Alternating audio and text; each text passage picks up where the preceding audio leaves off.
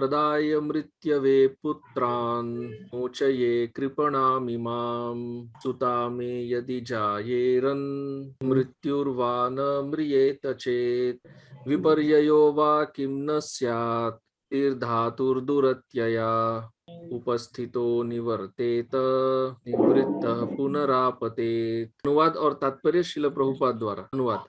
वसुदेव ने विचार किया, मैं मृत्यु रूपी कंस को अपने सारे पुत्र देकर देवकी के प्राण बचा सकता हूँ। हो सकता है कि कंस मेरे पुत्रों के जन्म के पूर्व ही मर जाए, या फिर जब उसे मेरे पुत्रों के हाथों से मरना लिखा है तो मेरा कोई पुत्र उसे मारे ही। इस समय मुझे चाहिए कि मैं कंस को अपने सारे पुत्रों को सौंपने की प्रतिज्ञा कर लूं, जिससे कंस अपनी यह धमकी त्याग दे, और यदि आगे चलकर कंस मर जाता है तो फिर मुझे डरने की कोई बात नहीं रह जाती। तात्पर्य। अपने पुत्रों को कंस को सौंपने का वचन देकर वसुदेव अपनी पत्नी देवकी के प्राण बचाना चाह रहे थे।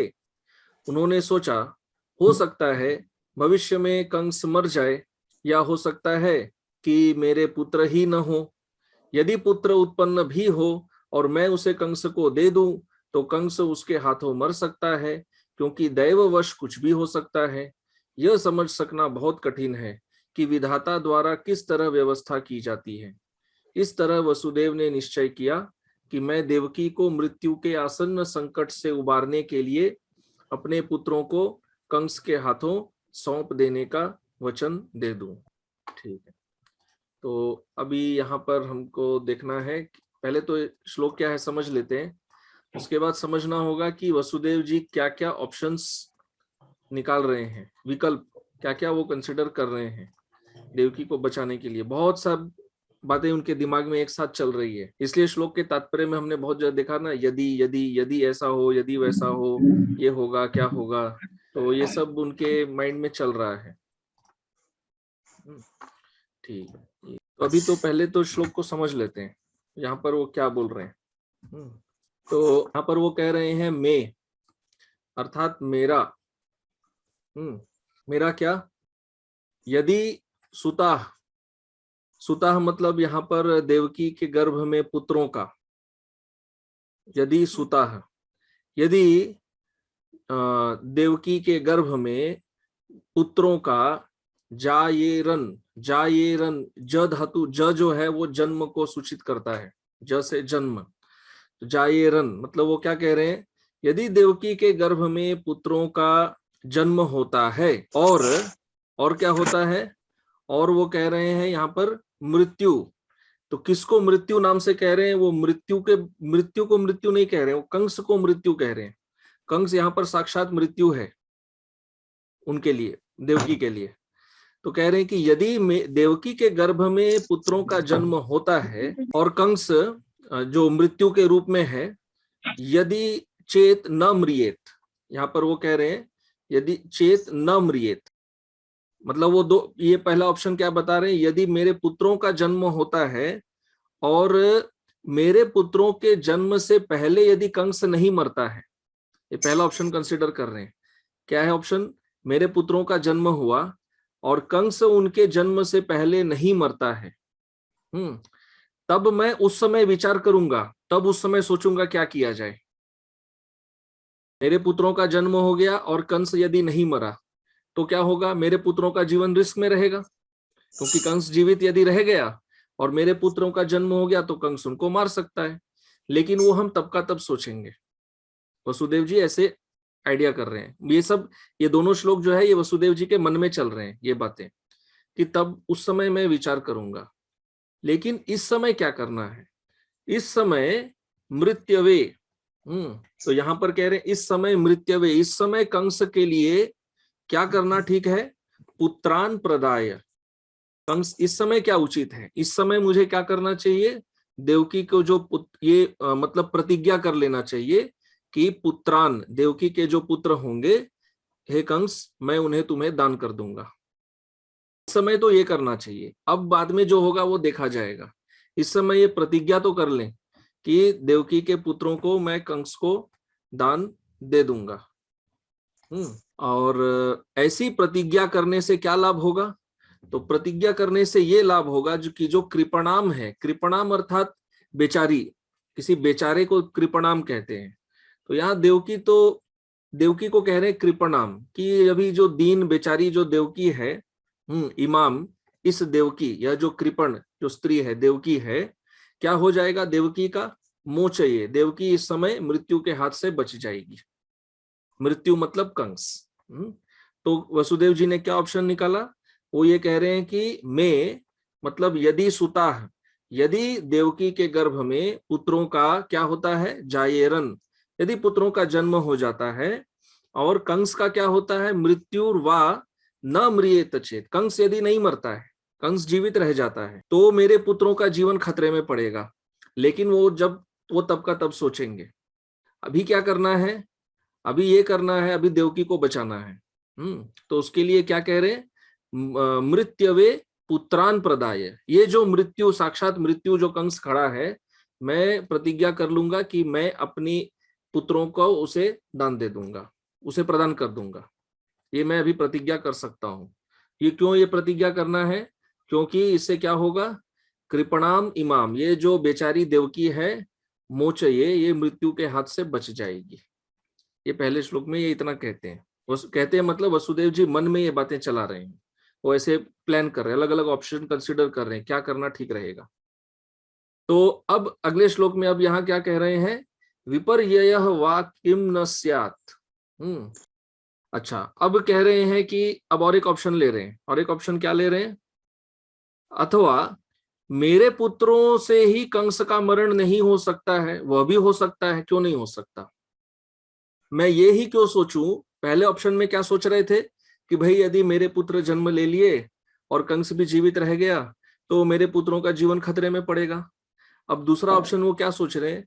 ऐसा क्यों? ऐसा भी तो हो सकता है कि जो मेरा पुत्र है वो कंस को मार सकता है, क्यों नहीं मार सकता है?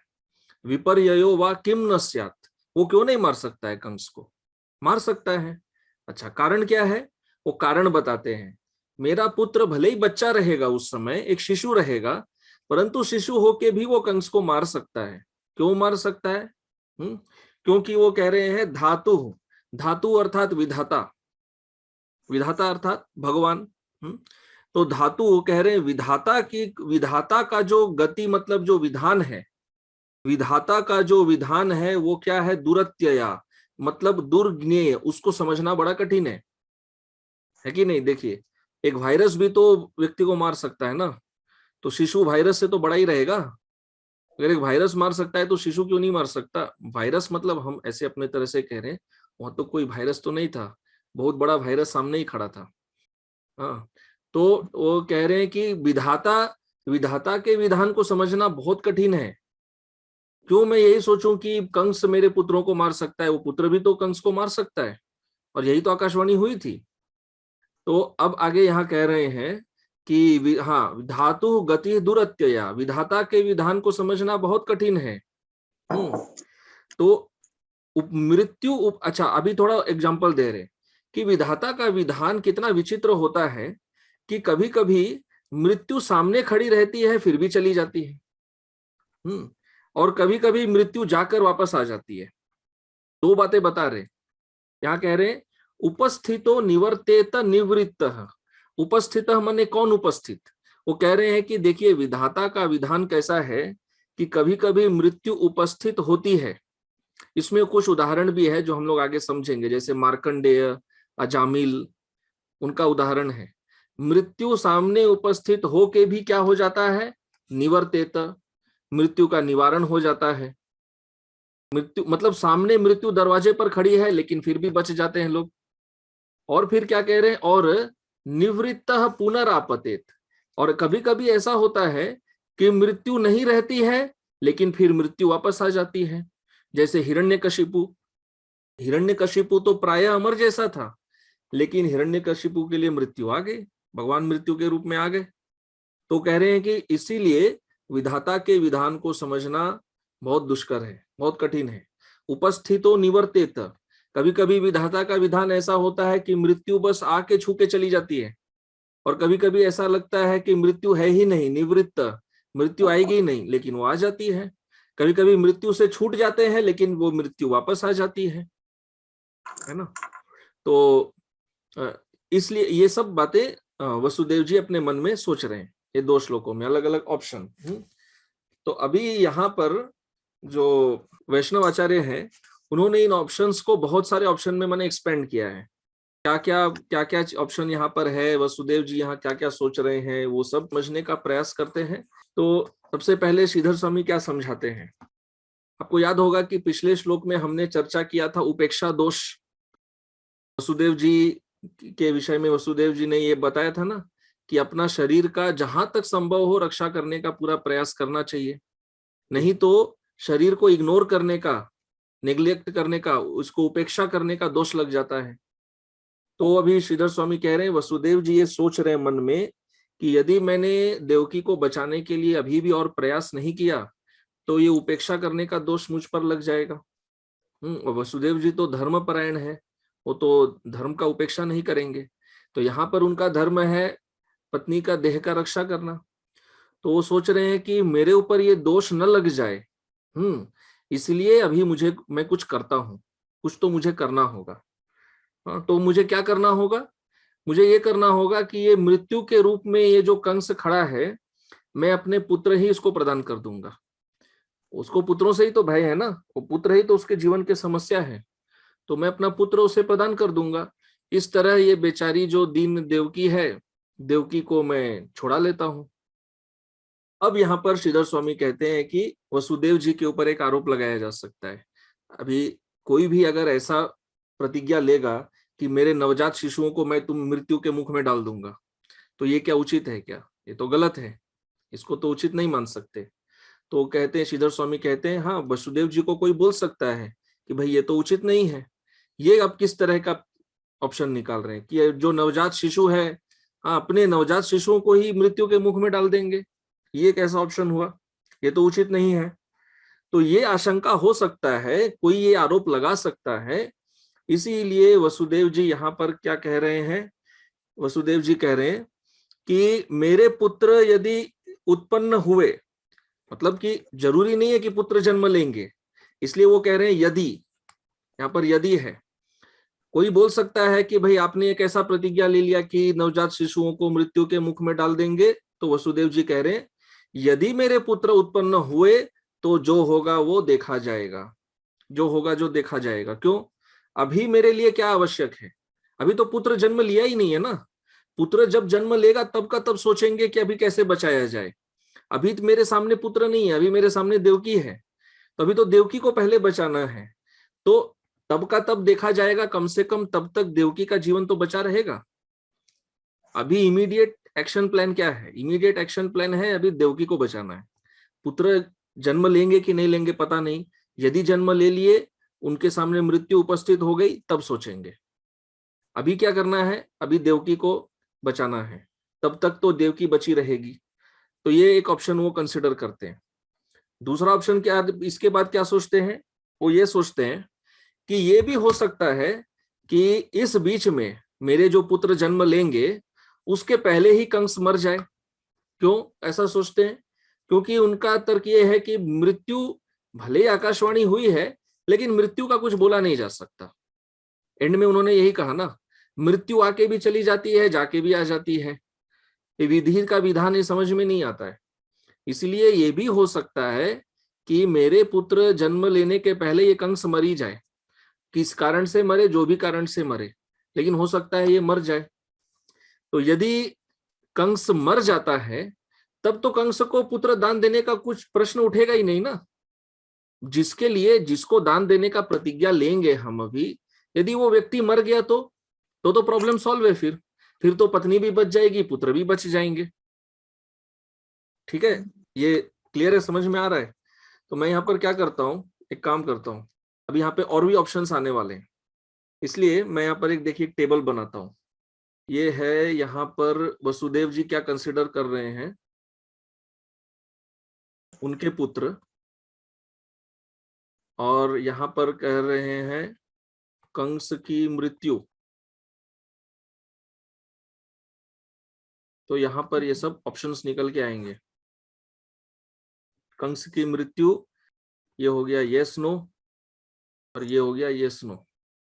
ठीक है, तो पहला ऑप्शन उन्होंने कौन सा निकाला? सबसे पहला ऑप्शन उन्होंने क्या सोचा, कौन बताएंगे, कोई बता सकते हैं? पुत्र का जन्म होगा कि नहीं होगा? नहीं, पहला ऑप्शन वसुदेव के पुत्र का जन्म, यहाँ लिख देता हूँ। कंस की मृत्यु पहला ऑप्शन उन्होंने ये दिया कि पुत्रों यदि के मेरे जन्म। पुत्रों का जन्म होता है, यदि मेरे पुत्रों का जन्म होता है और कंस जीवित रहता है, उसकी मृत्यु नहीं होती है। देखिए, ध्यान से समझने का प्रयास करिए। पहला ऑप्शन क्या था कि यदि मेरे पुत्रों का जन्म हो गया और कंस जीवित रहा तो उनके ऊपर क्या आक्षेप लगेगा, वसुदेव जी के ऊपर कोई क्या आरोप लगाएगा कि ये कैसा अजीब सा आपने प्रतिज्ञा ले लिया, अपने जन्मजात शिशुओं को मृत्यु के मुख में डाल देंगे। कंस यदि जीवित रह गया तो फिर तो प्रॉब्लम हो जाएगा ना। तो वसुदेव जी उसके लिए क्या आंसर देते हैं, इस प्रश्न का क्या उत्तर देते हैं? जब जो होगा वो देखा जाएगा। जब जन्म लेगा तब देखा जाएगा, अभी तो जन्म नहीं लिया है ना भाई, अभी तो पुत्र जन्म नहीं न लिए हैं, जब लेंगे तब सोचेंगे। अगर कंस जीवित रहा तो ही ना वो प्रॉब्लम आएगा। अगर कंस जीवित रहा मेरे पुत्रों के जन्म के समय, तब जाके ये प्रॉब्लम उठेगा कि मेरे पुत्रों का जीवन रिस्क में पड़ जाएगा। लेकिन अभी तो पुत्र जन्म लिए ही नहीं है, तो पुत्र जन्म लेने का भी कोई गारंटी नहीं है, कंस के जीवन का भी कोई गारंटी नहीं है। लेकिन एक चीज मेरे सामने ऑलमोस्ट गारंटी जैसा खड़ा है, वो है देवकी मरने वाली है, ये तो जरूर है। तो अभी देवकी को बचाना है। तो अभी दूसरा ऑप्शन वो क्या सोचते हैं, वो ये सोचते हैं कि मेरे पुत्रों का जन्म हो जाए और उसके पहले कंस यदि मर गया तो क्या होगा? कोई भय नहीं। वो तो अपने रास्ते का कांटा निकल गया ना। हाँ। रास्ते का कांटा कौन है? कंस है। यदि कंस मर ही गया तो आप अपना प्रतिज्ञा किसको पूर्ति करेंगे? तो वही बात हो गया कि न रहेगा बांस न बजेगी बांसुरी, वही हो गया ना। कंस को प्रतिज्ञा, अभी तो प्रतिज्ञा देने वाले हैं, अभी पुत्र नहीं देने वाले हैं, पुत्र तो जन्म ही नहीं लिया, अभी कहां से देंगे, अभी तो खाली प्रतिज्ञा करेंगे। तो उनके माइंड में ये है कि ये प्रतिज्ञा से ही इसका दिमाग शांत हो जाएगा, क्योंकि उनको वसुदेव के वचनों पर विश्वास है कंस को। तो ये हो जाता है। तो इतना ऑप्शन अभी हमने कंसिडर किया। कौन सा दो ऑप्शन? पहला ऑप्शन क्या था, यदि मेरे पुत्र जन्म लेते हैं और कंस जीवित रहता है तो पुत्र का जीवन डेफिनेटली रिस्क में रहने वाला है। तो उसका सोल्यूशन क्या है? अभी उनके पास कोई सोल्यूशन नहीं है, अभी कोई सोल्यूशन नहीं है। अभी उन्होंने केवल एक ही बात बोला, क्या बोला? तब का तब सोचेंगे, वो बात को लेके अभी नहीं सोचने वाले। और अगर कंस मर गया तो क्या होगा? देने का प्रश्न ही नहीं उठता। हाँ, तो फिर तो प्रॉब्लम सॉल्व ही है, फिर तो समस्या खत्म। अच्छा, अभी आगे जाते हैं। अब आगे श्रीधर स्वामी आगे समझाते हैं। वो कहते हैं यदि मेरे पुत्र उत्पन्न हो गए और ये नहीं मरा, फिर पहला ऑप्शन में आते हैं वसुदेव जी, फिर सोचने लग जाते हैं, अच्छा अगर मेरे पुत्र जन्म लिए और ये कंस जीवित रहा तो क्या हो सकता है? हो सकता है मेरे पुत्र इसके द्वारा मारे जाए, हो सकता है, पॉसिबल है। अल्टीमेटली वसुदेव तो कोई भगवान नहीं है ना, वो भी कंसिडर कर रहे हैं ऑप्शन। वो सोच रहे हैं हो सकता है मेरे पुत्र मारे जाएं, लेकिन फिर वो सोचते हैं कि अरे इसका उल्टा भी तो हो सकता है, इसका उल्टा भी पॉसिबल है। उल्टा क्या पॉसिबल है? मतलब हम ये बोलना चाह रहे हैं आपको कि ये जो ऑप्शन है ना, ये वाला, इस ऑप्शन में दो पॉसिबिलिटी है। कौन सा दो पॉसिबिलिटी है? यदि मेरे पुत्र जन्म हुआ और कंस यदि नहीं मरा तो दो पॉसिबिलिटी है, दो चीज हो सकता है। कौन सा दो हो सकता है? उनके पुत्र मार सकते हैं। ये कोई मेरे पुत्र को मार दे या मेरे पुत्र कंस को मार दे। हाँ, कंस मरे या पुत्र मरे, दोनों पॉसिबल है। तो ये दोनों पॉसिबिलिटी में कोई भी व्यक्ति, नॉर्मली कोई व्यक्ति क्या सोचेगा, कौन से ऑप्शन को चूज करेगा? माने उसको किसी भी के हिसाब से भी कौन सा चीज होगा, कंस मरेगा या पुत्र मरेंगे? कंस मरे, पुत्र मरेंगे। पुत्र मरेंगे। कोई भी नॉर्मल तरीके से तो व्यक्ति यही सोचेगा ना, पुत्र मरेंगे। अरे कंस से इतना बड़ा असुर और वो छोटे नवजात शिशु, यही सोचेगा ना कि पुत्र मरेंगे। लेकिन फिर वसुदेव जी क्या बोलते हैं कि हाँ ये पॉसिबल है कि पुत्र मर सकते हैं, हाँ लेकिन ये भी पॉसिबल है कि कंस भी मर सकता है, वो भी संभव है। वो संभव है। तो अभी फिर ये प्रश्न उठेगा, अरे कंस इतना शक्तिशाली और तुम्हारे वो शिशु के हाथ से इतना शक्तिशाली कंस का हत्या कैसे हो सकता है? इसी के लिए वसुदेव जी कहते हैं विधाता के विधान को समझना बहुत मुश्किल है। संसार में कुछ भी हो सकता है, कुछ भी संभव है, कुछ भी असंभव नहीं होता है। विधाता ने क्या प्लान किया है ये कोई जान नहीं सकता। और वही विधाता ने क्या कहा था कि देवकी का 8वां गर्भ तुम्हें मारेगा, है ना? शिशु मरेगा। तो श्रीधर स्वामी कहते हैं कि वसुदेव जी सोच रहे हैं शायद यही विधाता ने यही सोचा है, शायद विधाता भी यही चाहते हैं कि इस समय मैं अपने संतान को सौंपने का प्रतिज्ञा कर लूं, इसी में हमारा कल्याण है। मतलब वो मन में सोच रहे हैं कि विधाता भी शायद वही सोच रहे हैं जो मैं सोच रहा हूं। मैं क्या सोच रहा हूं कि अपने पुत्रों को सौंप दूं, ये प्रतिज्ञा करूं, और विधाता भी शायद यही चाहते हैं कि मैं ऐसी प्रतिज्ञा कर लूं। तो ऐसा करने से क्या होगा, कम से कम कुछ देर के लिए जो सामने मृत्यु उपस्थित है वो टल तो जाएगी। कोई गारंटी नहीं है कि मृत्यु नहीं होगी, लेकिन टल तो जाएगी, इतना तो संभव है। पोस्टपोन, डेथ को हम पोस्टपोन तो कर सकते हैं, ये पॉसिबल है। अच्छा, अभी आगे और क्या सोचते हैं वसुदेव जी? तो श्रीधर स्वामी आगे और समझाते हैं। अब वसुदेव जी आगे ये सोच रहे हैं कि हो सकता है कि जब मृत्यु से अभी निवृत्त हम हो जाएं, अभी मृत्यु से बच जाएं, तो आगे अगर बाद में मृत्यु आ भी गया, अभी तो हम मृत्यु को पोस्टपोन कर देंगे, बाद में यदि मृत्यु आया भी तो एक चीज क्या होगा, मुझ पर कोई अपराध नहीं लगेगा। क्यों अपराध नहीं लगेगा? क्योंकि मैंने अपने तरफ से प्रयास कर लिया, मुझ पर अपराध नहीं लगेगा। यदि मृत्यु नहीं आया तो बहुत ही अच्छा है, आ भी गया तो मुझ पर यह अपराध नहीं लगेगा कि मैंने अपना धर्म का पालन नहीं किया, मैंने देवकी को बचाने का पूरा प्रयास नहीं किया या उसमें कोई कमी छोड़ दी, ये अपराध तो मुझे नहीं लगेगा। तो ऐसे सारे इस ऑप्शन में क्या होगा, उसमें क्या होगा, क्या नहीं होगा, वो सब कंसिडर कर रहे हैं। तो धर्मपरायण व्यक्ति का यही लक्षण होता है। देखिए, जो धार्मिक होते हैं वो हर ऑप्शन को कंसिडर करके उचित निर्णय लेते हैं, और जो धार्मिक नहीं है वो तुरंत माइंड में जो आता है बस उसी को करेंगे। वो बिना रिजल्ट के बारे में सोचे बिना ही कार्य करते हैं। तो अब आगे श्रीधर स्वामी समझा रहे हैं। अभी वसुदेव जी और सोचते हैं कि आकाशवाणी ये हुई थी कि कंस की मृत्यु मेरे पुत्र से होगी। अच्छा, अभी अगर देवकी का वध हो जाता है, यदि मैं देवकी का वध को नहीं बचाता हूं, देवकी को यदि बचा नहीं पाया, तो आकाशवाणी में जो बात बोला था वो टल जाएगा। यदि मैं इस मृत्यु को टालने का प्रयास न करूं तो आकाशवाणी में जो बोला गया था फिर वो टलेगा ना, क्योंकि तो माँ ही तो मर जाएगी, फिर पुत्र कैसे जन्म लेगा? फिर देवकी को अगला जन्म लेना होगा, और फिर पुत्र तब जन्म लेके फिर कंस को मारेगा। कंस को मारेगा पुत्र, ये तो वसुदेव जी को गारंटी है। लेकिन वसुदेव जी ये नहीं चाहते कि आकाशवाणी और पोस्टपोन हो जाए। आकाशवाणी में जो बताया गया उसको डिले नहीं करना चाहते हैं। तो उसको डिले करने से यदि बचाना है तो उसके लिए देवकी के मृत्यु को अभी डिले करना पड़ेगा। अभी अगर देवकी मर गई तो फिर अगला जन्म, फिर पुत्र का जन्म, तब जाके कंस मारा जाएगा।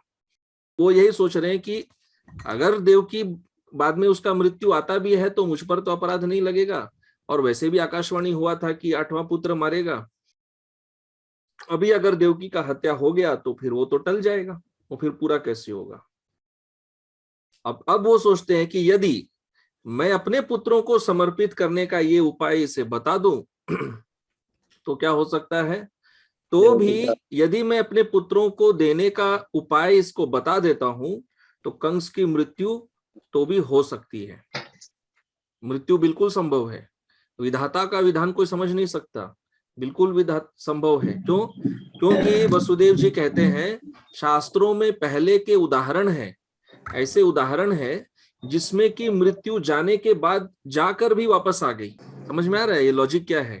अगर कोई ये बोले कि भाई तुम अपने पुत्रों को कंस के हाथ में सौंप दे रहे हो, तो कंस का मृत्यु तो खत्म, फिर तो मृत्यु होने वाला नहीं है, क्योंकि कंस तो उस बालक को मार डालेगा। उस पुत्र को बचाओ, उसका पालन पोषण करो, उसको बड़ा करो, तब तो वो कंस को मारेगा। तो वसुदेव जी कह रहे हैं नहीं नहीं, ये जरूरी नहीं है। आपको लग रहा है कि मैं अपने पुत्रों को दान देने का जो प्रतिज्ञा ले रहा हूं तो इससे कंस हमेशा के लिए बच जाएगा, उसका मृत्यु चला जाएगा, लेकिन शास्त्र में प्रमाण है कि कई बार मृत्यु जाकर भी वापस आती है, इसका प्रमाण शास्त्र में है। वो आगे हम लोग देखेंगे, जीव गोस्वामी उसके लिए एग्जांपल्स देंगे। हाँ, दोनों के लिए एग्जांपल देने वाले हैं। मृत्यु आकर चली जाती है उसका भी उदाहरण देंगे, और मृत्यु जाकर वापस आती है उसका भी उदाहरण देने वाले हैं। दोनों के लिए उदाहरण है। तो खैर वो थोड़ा हम लोग अभी देखते हैं। तो इस प्रकार से श्रीधर स्वामी ने ये ऑप्शंस बताए। अच्छा, तो अब आगे थोड़ा सा हम लोग और इसमें देखते हैं और क्या क्या बातें आती हैं। तो अब जीव गोस्वामी थोड़ा चीज को और डिटेल में लेके जाते हैं। तो वो क्या कहते हैं, वसुदेव जी क्या निर्णय किए वो सुखदेव गोस्वामी दिखा रहे हैं। तो क्या दिखा रहे हैं, वो एक थोड़ा सा कुछ अलग बात बोलते हैं। वो ये कहते हैं कि वसुदेव जी अपने मन में सोच रहे हैं कि देखो भाई, देवकी का 8वां गर्भ जब उत्पन्न होगा तब तो मैं बहुत शक्तिशाली बन जाऊंगा। क्यों शक्तिशाली हो जाऊंगा? क्योंकि ये भविष्यवाणी हुआ है कि 8वां गर्भ मारेगा। 8वां गर्भ जो है वो बहुत इंपॉर्टेंट है, क्योंकि भविष्यवाणी उसके लिए हुआ है। तो 8वें के अतिरिक्त ये जो पुत्र है, इनको समर्पित करके तो मैं देवकी को बचा ही सकता हूँ। वो 8वां वो बहुत इंपॉर्टेंट है। तो यदि ये 7 पुत्रों को मैं तुम्हें दे देता हूं, ऐसे सोच रहे हैं कि कंस को यदि मैं दे देता हूं तो ये प्रतिज्ञा से देवकी बच जाएगी।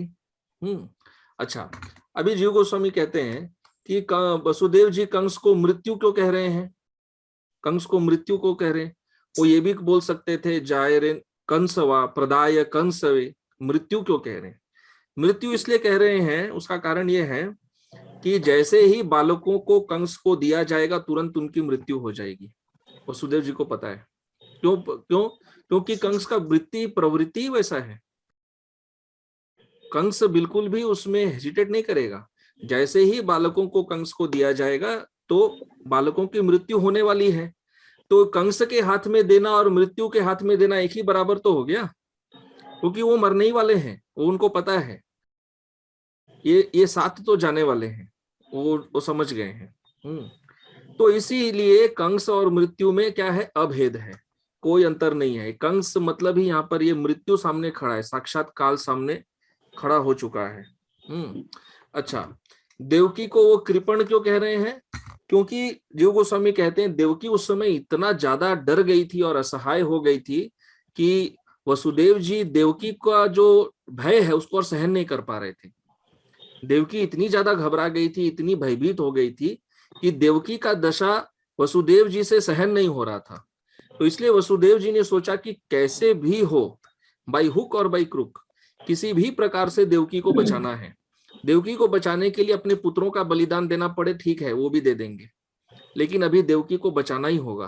क्योंकि देवकी का जो मानसिक दशा था वो और वसुदेव जी से सहन नहीं हो रहा था उसको देखकर, और उनको वो नहीं सहन कर पा रहे थे।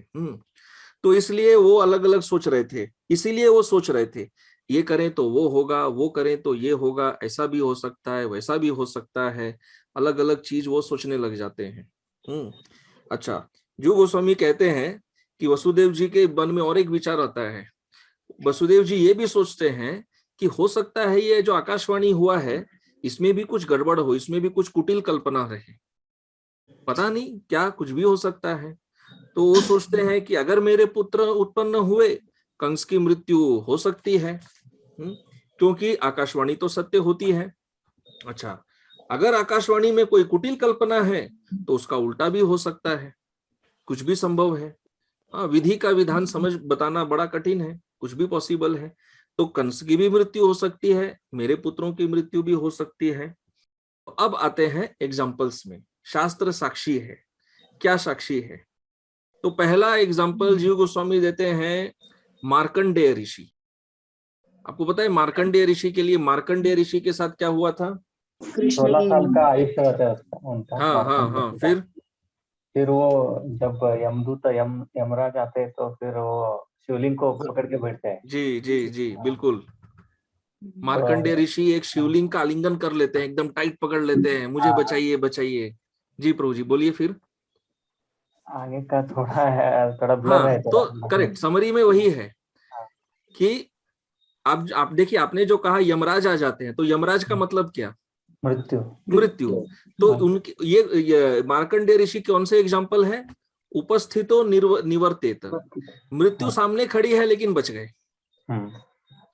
हाँ, कभी कभी हम लोग वो सुनते हैं ना, जैसे कहीं कोई भूकंप आ गया, बिल्डिंग गिर गया, लेकिन नीचे से 6 दिन 10 दिन बाद एक बच्चा निकल गया जो जीवित है, तो मृत्यु सामने खड़ा है फिर भी बच गया।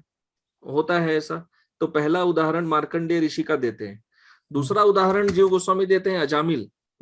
अजामिल भी इसमें आता है कि नहीं आता है? आता है। अजामिल को तो यमदूतों ने शरीर से निकाल ही लिया था एक्चुअली, निकाल लिया था, है ना? लेकिन फिर भी विष्णु दूतों ने बचा लिया। करेक्ट। तो मृत्यु आके भी चला गया अजामिल के केस में। और एक उदाहरण देते हैं राजर्षि सत्यव्रत, जिनके कॉन्टेक्स्ट में मत्स्य अवतार हुए थे। सत्यव्रत। तो अभी जो वैवस्वत मनु है, पूर्व जन्म में वही सत्यव्रत थे। अभी हमारा वैवस्वत मनु चल रहा है। तो इनका ये सत्यव्रत का और एक नाम था त्रिशंकु, जिनके पुत्र हुए हरिश्चंद्र। तो एक सत्यव्रत, ये वो सत्यव्रत का यहाँ पर एक तो कहानी बता रहे हैं। तो ये सत्यव्रत के केस में क्या होता है मैं आपको बताता हूँ। अयोध्या में सत्यव्रत को उनके पिता जो उस समय राजा थे, वो वशिष्ठ जी के एडवाइस पर उनको निकाल देते हैं राज्य से। क्यों निकाल देते हैं? क्योंकि इन्होंने क्या किया था, एक स्त्री जिसका विवाह एक ब्राह्मण के साथ होने वाला था, उस स्त्री को किडनैप कर लिया।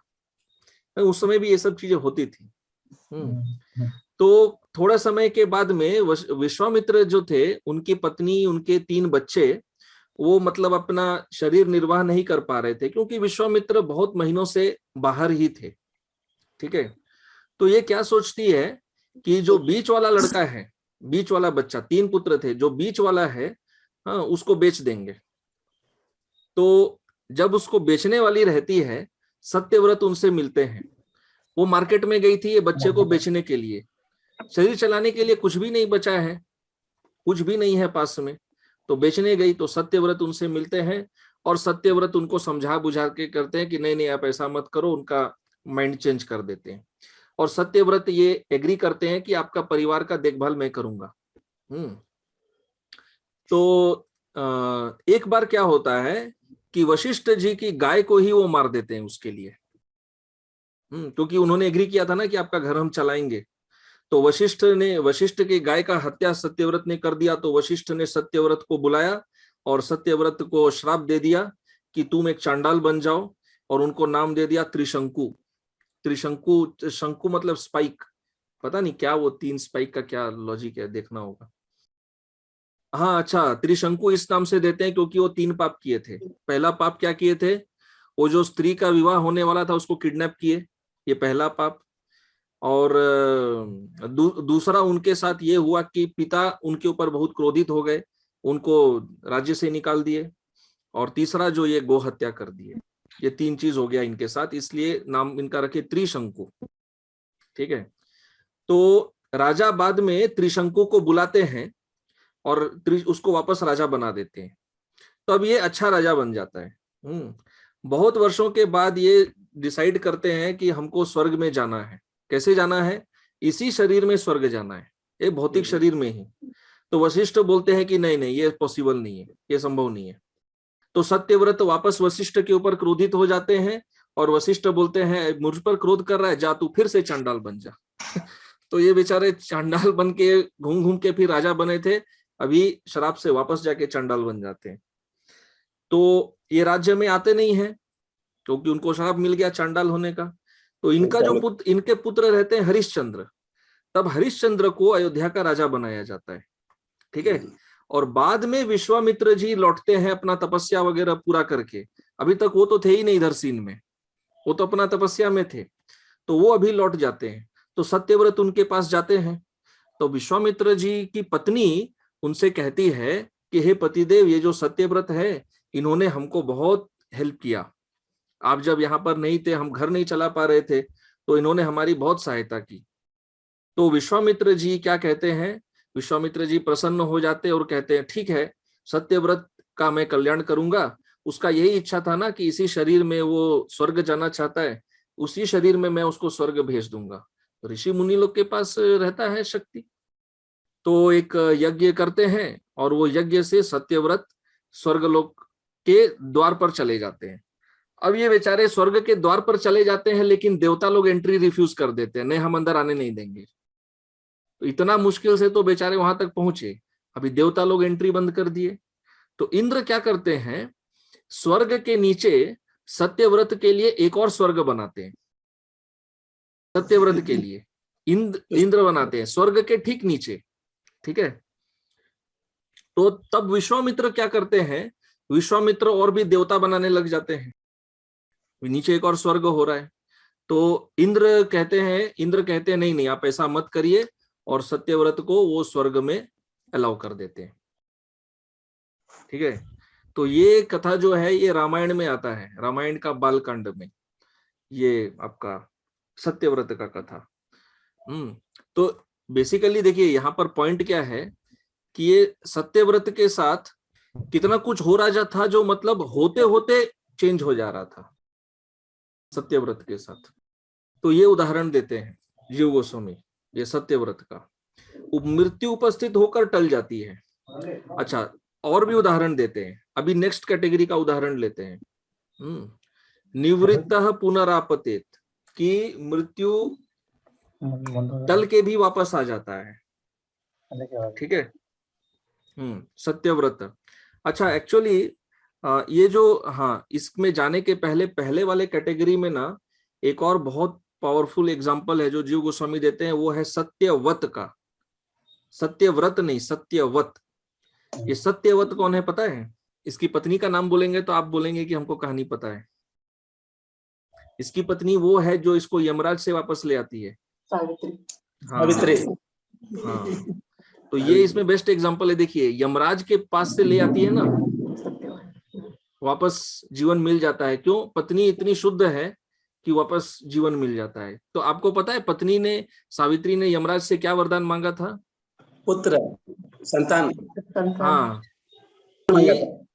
हाँ, 100 संतान, 100 पुत्र। 100 पुत्र होने के लिए तो पिता तो चाहिए, तो यमराज को वापस पति उनको लौटाना पड़ा। तो वो भी इसमें आते हैं कि यम के पास से भी वापस आ सकते हैं, ऐसे उदाहरण है।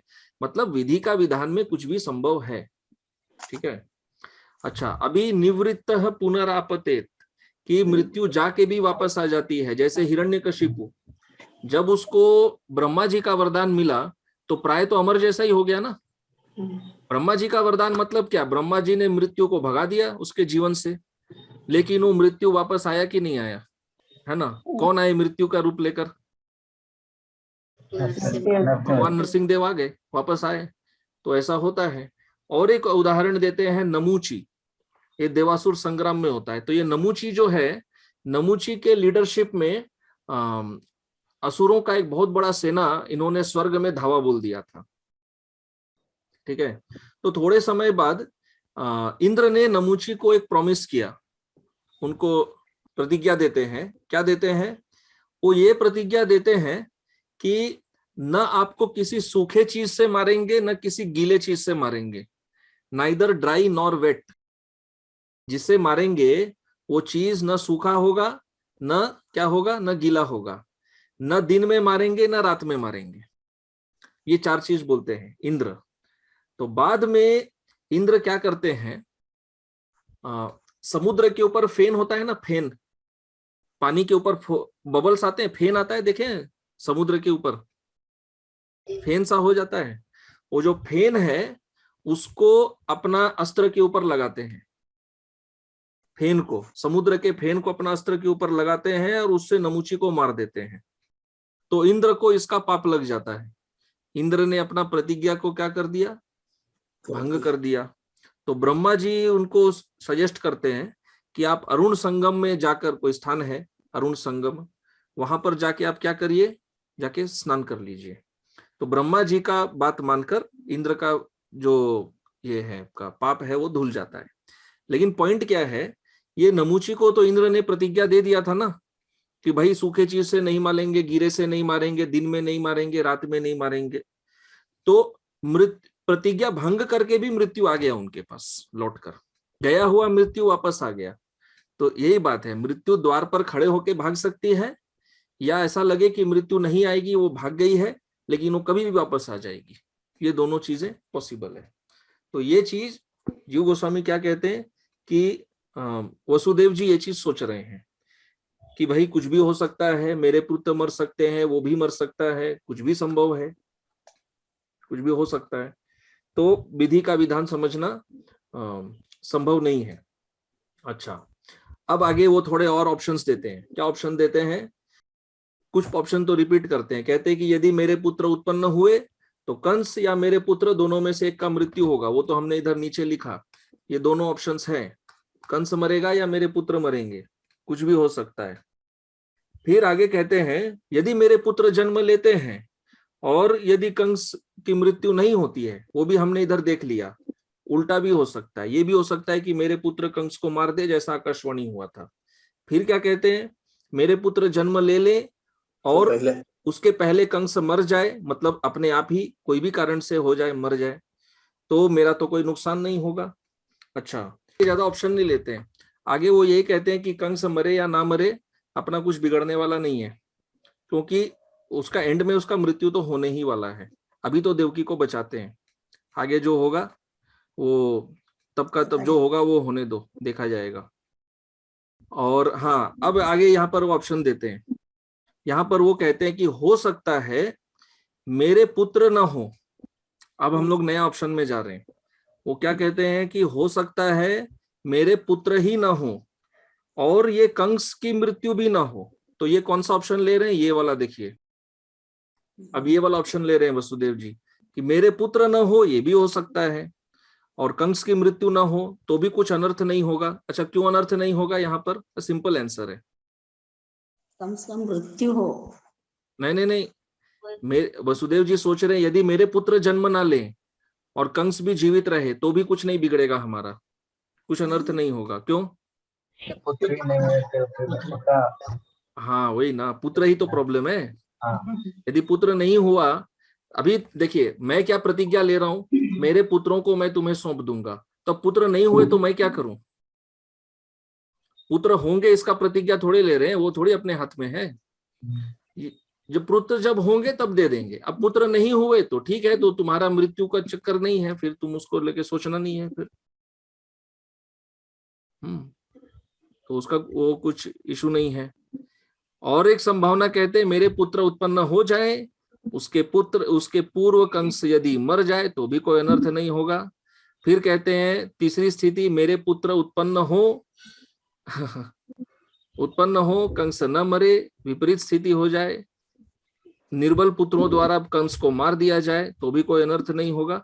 तो बेसिकली जीव गोस्वामी कह रहे हैं कंस, वसुदेव जी ये 3 ऑप्शन कंसिडर करते हैं, 3 ऑप्शन। अभी हमें सुन के कंफ्यूजिंग लग सकता है। आप सोचिए अगर हम लोग केवल सुन के कंफ्यूजन लग रहा है हमको, तो उनके दिमाग में कितना कंफ्यूजन होगा। उनका तो बेचारे का पत्नी पुत्र सब खतरे में है। हमको लग सकता है ये क्या, ये प्रवचन में क्या, ये मर जाए वो मर जाए, ये जन्म न ले वो जन्म न ले। अरे इनका तो बेचारे का जीवन वहां पे आफत में आया हुआ है ना, तो उनका कितना कंफ्यूजन हुआ होगा। हाँ, तो खैर ये 3 ऑप्शन फिर से देखते हैं। यदि पुत्र जन्म लेते हैं, वसुदेव जी ये सोच रहे हैं कि इन तीनों में ही कोई प्रॉब्लम नहीं है। यदि पुत्र जन्म लेते हैं, कंस मर जाता है तो प्रॉब्लम सॉल्व, फिर तो न रहेगा बांस, न रहेगी न बजेगी बांसुरी वाला बात हो गया। पुत्र यदि जन्म लेते हैं और कंस जीवित रह जाता है तो भी कंस का मरना संभव है, विधाता कुछ भी कर सकते हैं। और यदि पुत्र मरे तो भी मुझ पर दोष नहीं लगेगा, मैंने अपना बचाने का पूरा प्रयास कर लिया, उसे हम क्या कर सकते हैं। और पुत्र जन्म लेते ही नहीं है तो फिर तो कंस की मृत्यु का कारण ही नहीं है, ऐसा है। तो इसलिए वो कह रहे हैं कि अपना कुछ उसमें बिगड़ने वाला नहीं है, कम से कम अपना धर्म पालन तो हो ही जाएगा, इतना तो होने वाला है। इसलिए वो डिसाइड करते हैं कि मेरी योजना ये वाली योजना सरल रहेगी। क्या योजना? कि मैं पुत्रों को प्रदान करके देवकी को बचा लूंगा। और ये कब होगा? जब पुत्र उत्पन्न होंगे उनको प्रदान किया जाएगा। ठीक है, ऐसा होगा। तो ये बात हो गया। और अब लास्ट में थोड़ा सा पॉइंट और, जिसमें कि हाँ, विश्वनाथ चक्रवर्ती ठाकुर एक और पॉइंट कहते हैं, वो कहते हैं कि वसुदेव जी ये भी सोच रहे हैं कि जब मैं अपने पुत्र, वसुदेव जी कल्पना कर रहे हैं कि जब मैं अपने पुत्र को कंस के हाथ में सौंपूंगा, हो सकता है कि मेरा पुत्र अचानक से बहुत बलवान हो जाएगा और वो कंस को मार देगा। ये पॉसिबल है, वसुदेव जी ऐसा सोच रहे हैं। ये भी हो सकता है अचानक से बहुत बलवान हो जाए और कंस को मार दे, कुछ भी संभव है। हाँ संभव है, ऐसा नहीं कि गारंटी होगा, पर वो कह रहे हैं कि संभव है, कुछ भी हो सकता है। क्यों नहीं हो सकता, विधाता के लिए कुछ भी संभव है, बिल्कुल संभव है। देखिए प्रहलाद महाराज छोटे से बालक थे, लेकिन अब पिता की मृत्यु का कारण बने कि नहीं बने। जो हिरण्यकश्यप से हर कोई डरता था, देवता लोग भी डरते थे, एक बालक उनसे नहीं डरते थे, और वो बालक उनकी मृत्यु का कारण बन गया, तो संभव है। तो ये क्यों संभव नहीं है कि जब मैं अपने शिशु को उसके गोद में दूंगा, वो शिशु इतना बलवान हो जाएगा कि तभी कंस को मार डालेगा? कुछ भी संभव हो सकता है। तो इसलिए मैं यही प्रतिज्ञा अभी करने वाला हूं, और कंस की मृत्यु फिर भी संभव है, जो भी होगा देखा जाएगा। अभी पत्नी तो बच जाएगी और मेरा धर्म पालन भी दोनों हो जाएगा। ये दो मेन पॉइंट है इनका, इनको अपना धर्म का पालन करना है और देवकी को बचाना है, इतना है। तो ये सब इस तरह से ये ऑप्शंस जो है इनके दिमाग में सब चलते रहता है। तो ये हो गया। तो प्रैक्टिकल चीज इसमें क्या है सीखने का, कि वसुदेव जी इतने धर्मपरायण हैं कि उन्होंने पहले समझाने बुझाने का प्रयास किया। देखिए कंस के ऊपर कोई भी तरह का हिंसा का उन्होंने प्रयोग नहीं किया, समझाया, तत्व से समझाया, थोड़ा भय दिखाया।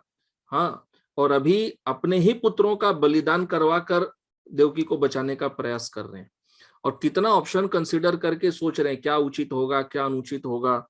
तो जो धर्म के पथ पे जो चलते हैं और जो सत्वगुणी होते हैं, ये उनका लक्षण होता है, वो हड़बड़ा के कुछ भी डिसीजन लेते नहीं है, सब कुछ सोच समझ के करते हैं।